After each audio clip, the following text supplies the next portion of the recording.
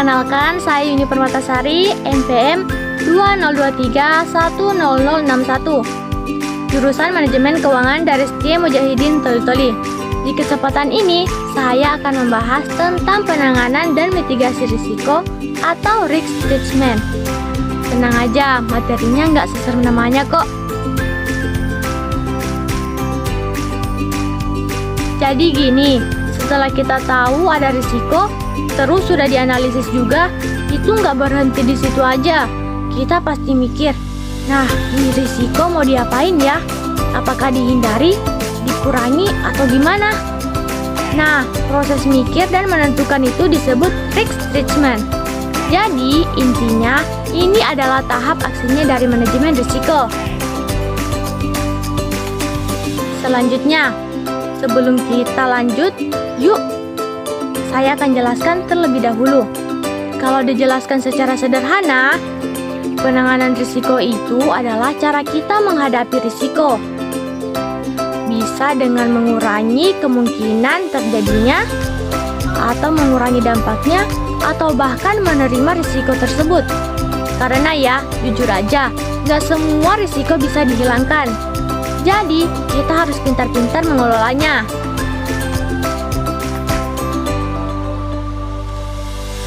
Nah, selanjutnya tujuannya itu bukan supaya risiko hilang total, tapi lebih supaya ke risikonya jadi aman atau masih bisa dikendalikan.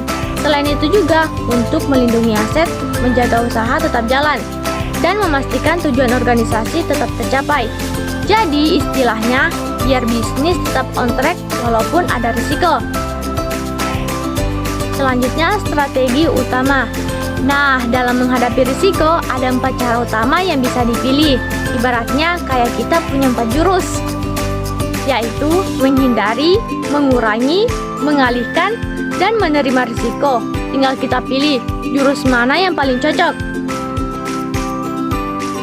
Nah, yang pertama itu ada risk avoidance atau menghindari risiko. Artinya, kita benar-benar menjauh dari sumber risiko itu. Misalnya, ada proyek yang terlalu berisiko, ya sudah, nggak usah diambil daripada diambil tapi nanti malah rugi besar. Kan lebih baik dihindari. Biasanya ini dipilih kalau risikonya tinggi banget. Nah, selanjutnya ada risk reduction, yaitu mengurangi risiko. Ini yang paling sering dipakai. Caranya gimana? Ya, dengan membuat aturan, pelatihan, atau pengawasan.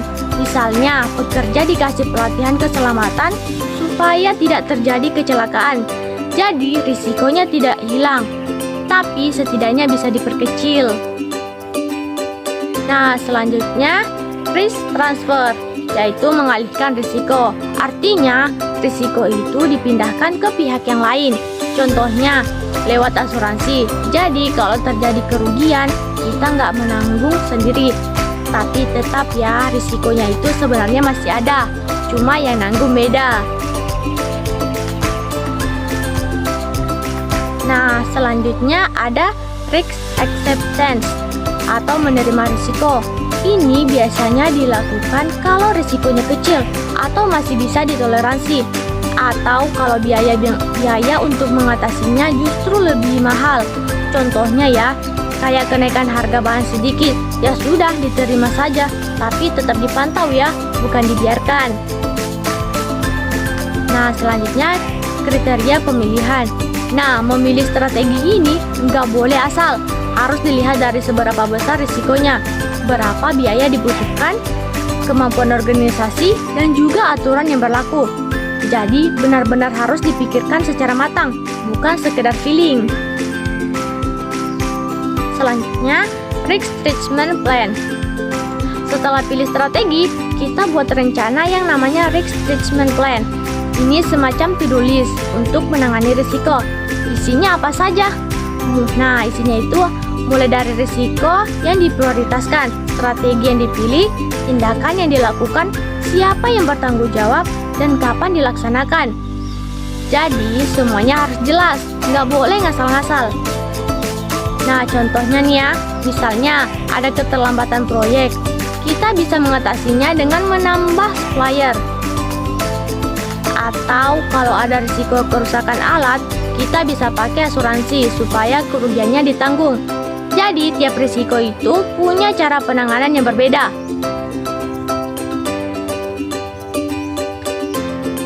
Selanjutnya, residual risk. Nah, ini yang sering bikin orang bingung meskipun sudah dimitigasi. Biasanya tetap ada sisa risiko. Ini disebut residual risk. Artinya, kita nggak mungkin benar-benar 100% bebas risiko.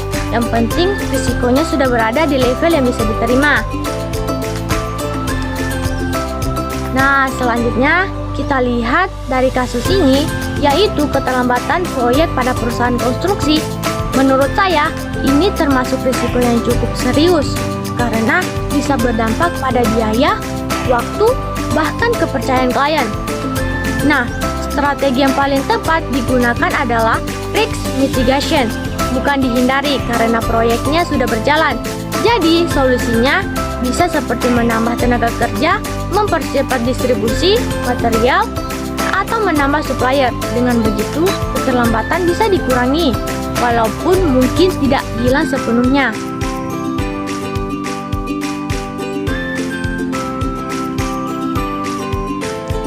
Kalau kita bahas lebih dalam, apakah semua risiko harus dimitigasi? Menurut saya nih ya, tidak semua risiko harus dimitigasi, karena setiap risiko punya tingkat dan dampak yang berbeda.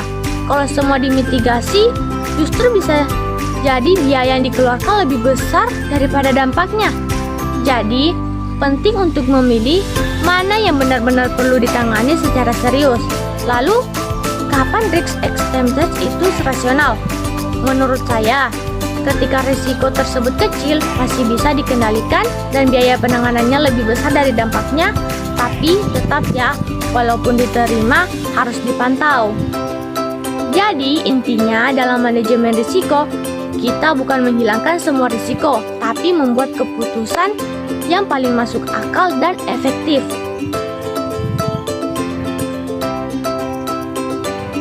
Jadi, dari pembahasan ini kita bisa melihat bahwa penanganan risiko itu sangat penting karena setiap keputusan akan mempengaruhi pada keberlangsungan usaha. Maka dari itu, strategi yang dipilih harus tepat, realistis, dan sesuai kondisi. Terima kasih atas perhatiannya. Sampai jumpa.